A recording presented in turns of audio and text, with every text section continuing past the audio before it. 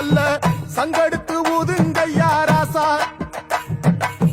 சந்தனத்தை எடுத்துக்கிட்டு ராசா, நம்ம புருஷனை திரட்டி வையு ராசா.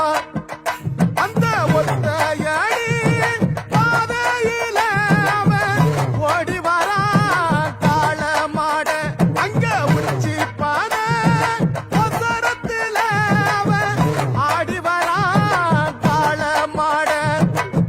கொம்பு ரெண்டு குறுகுறுக்க, கண்ணு ரெண்டு தீப்பிடிக்க, அழுகாலு பாச்சலில பாடி